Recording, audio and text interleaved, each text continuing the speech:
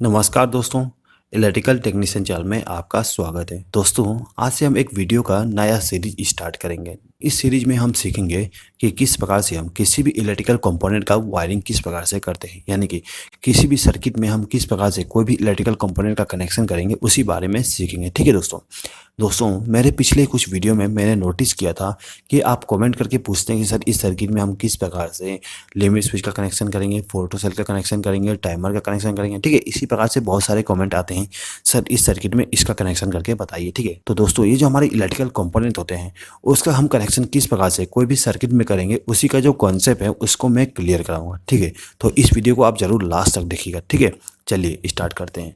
देखिए दोस्तों, यहाँ पे आपको पुश बटन का पिक्चर दिखाया गया है। ठीक है, ये जो हमारा पुश बटन होती है इसके पीछे में एक एलिमेंट लगाया गया है। ठीक है दोस्तों, ये जो हमारा एलिमेंट होता है, यदि इसमें एनो एलिमेंट इस्तेमाल किया गया है तो वो हमारा एनो पुश बटन हो जाएगा, और यदि एनसी एलिमेंट यूज किया गया है तो वो हमारा एनसी पुश बटन हो जाएगा। ठीक है दोस्तों, अब जो हमारा एनो पुश बटन होता है उसको हम स्टार्ट के लिए यूज करते हैं, और जो हमारा एनसी पुश बटन होता है उसको हम स्टॉप के लिए यूज करते हैं। ठीक है दोस्तों, अब देखिए दोस्तों, जो हमारा पुश बटन होती है उसका सिंबल कुछ इस प्रकार से होता है।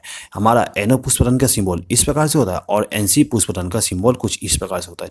आप यहाँ पे देख सकते हो दोस्तों, हमारा जो एनो पुश बटन होती है वो आपस में कनेक्ट नहीं रहता है। ठीक है, यहाँ पे ओपन है। ठीक है दोस्तों, और जो एनसी पुश बटन होती है वो आपस में कनेक्ट होता है।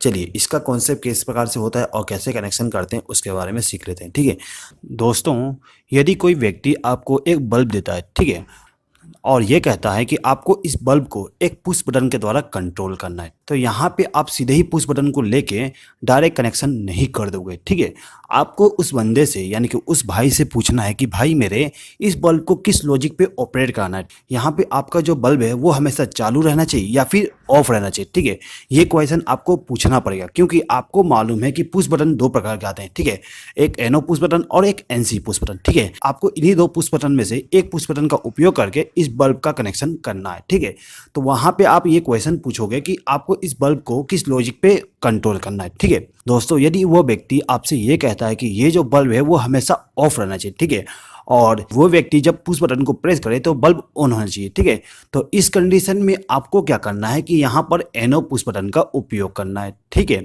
यहाँ पे एनो पुश बटन का उपयोग क्यों करेंगे? देखिए, ये जो हमारा पुश बटन होती है वो पावर सप्लाई को आगे फ्लो नहीं होने देता। इससे ये होगा कि हमारा जो बल्ब है वो हमेशा ऑफ रहेगा। ठीक है, तो यहाँ पे हम इसका कनेक्शन कर देते हैं। देखिए, अब यहाँ पे हमें पावर सोर्स की जरूरत पड़ेगी। हमारा जो बल्ब होती है वो एसी सप्लाई और डीसी सप्लाई दोनों से चलती है। ठीक है, यहाँ पे हमें सिलेक्शन करना है कि हमारा बल्ब कौन सा है, एसी है कि डीसी है। ठीक है, उसके हिसाब से हम यहाँ पे पावर सोर्स का उपयोग करेंगे। ठीक है, यहाँ पे मैं एग्जांपल के लिए बैटरी ले लेता हूँ। ठीक है, अब हमें यहाँ पे कनेक्शन करना है। अब हम क्या करेंगे कि ये जो हमारा पुश बटन है उसको हमें इस बल्ब के सीरीज में कनेक्ट करना है। ठीक है, तो मैं क्या करूँगा, यहाँ से एक वायर को कनेक्ट करके हमारा जो पुश बटन था उसको इनकमिंग पावर सप्लाई दे दूंगा, यहाँ पे कनेक्ट कर दूंगा। ठीक है, अब जो हमारा पुश बटन है उसके आउटगोइंग टर्मिनल से एक वायर को कनेक्ट करके हमारा जो लैंप था उसको इनपुट पावर सप्लाई दे दूंगा।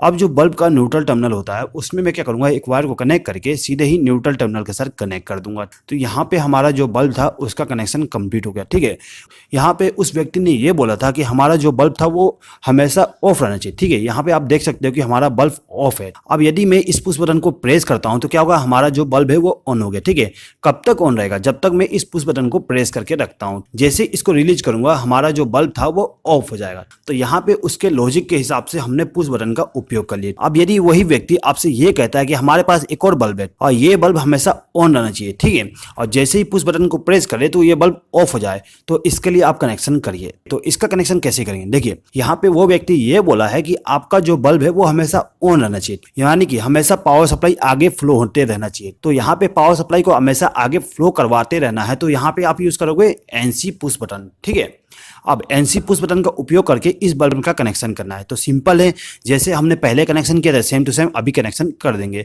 फेज सप्लाई को कनेक्ट कर देंगे और न्यूट्रल सप्लाई को भी कनेक्ट कर देंगे। अब यदि मैं यहाँ पे पावर सप्लाई को ऑन कर देता हूँ तो हमारा जो बल्ब है वो ग्लो करेगा। यहाँ पे आप देख सकते हो कि ये जो बल्ब है वो ग्लो कर रही है। ये जो बल्ब क्यों ग्लो कर रहा है? क्योंकि ये जो हमारा पुश बटन था उसमें हमने एनसी कॉन्टेक्ट का इस्तेमाल किए हैं। ठीक है, और एनसी कॉन्टेक्ट क्या करता है, पावर सप्लाई को आगे फ्लो होने देता है। ठीक है दोस्तों, अब यदि मैं इस पुश बटन को प्रेस करता हूं तो क्या होगा, हमारा बल्ब जो है वो ऑफ हो जाएगी। ठीक है, कब तक ऑफ रहेगी? जब तक हम पुश बटन को प्रेस करके रखेंगे, और जैसे ही हम पुश बटन को रिलीज करते हैं तो हमारा जो बल्ब है वो दोबारा ऑन हो जाएगी। तो कुछ इस प्रकार से हमारा जो पुश बटन था उसका सिलेक्शन करके कनेक्शन करते हैं। ठीक है, यहाँ पर हमने एग्जाम्पल के लिए बल्ब का इस्तेमाल किए थे। ठीक है, एक्चुअल में हम किसी भी बल्ब को ऑपरेट करने के लिए पुश बटन का उपयोग नहीं करते हैं। यहाँ पे हम उपयोग मोस्टली कॉन्टेक्टर के लिए करते हैं। ठीक है दोस्तों, यदि आप इस वीडियो का पीडीएफ फाइल डाउनलोड करना चाहते हैं तो उसका लिंक मैं डिस्क्रिप्शन में दे दूंगा। आप वहां पे क्लिक करके इस वीडियो का पीडीएफ फाइल डाउनलोड कर सकते हैं। ठीक है दोस्तों, चलिए आगे बढ़ते हैं। अब यदि कोई व्यक्ति आपसे ये कहता है कि आप कॉन्टेक्टर का कनेक्शन पुश बटन के द्वारा करिए, ठीक है, तो आप यहाँ पे भी सेम क्वेश्चन करोगे कि आपका जो कॉन्टेक्टर है वो ऑन रहना चाहिए हमेशा या फिर ऑफ रहना चाहिए। ठीक है, उसके हिसाब से आप पुश बटन का सिलेक्शन करोगे और उसका कनेक्शन करोगे। ठीक है, कनेक्शन भी सेम तरीके से होगा। अब यहाँ पे दोस्तों एक चीज़ हमेशा याद रखिएगा। ठीक है, आपको जो इलेक्ट्रिकल इक्विपमेंट दिया रहा है जिसको आपका कनेक्शन करना है तो उसके बारे में आपको नॉलेज होना चाहिए।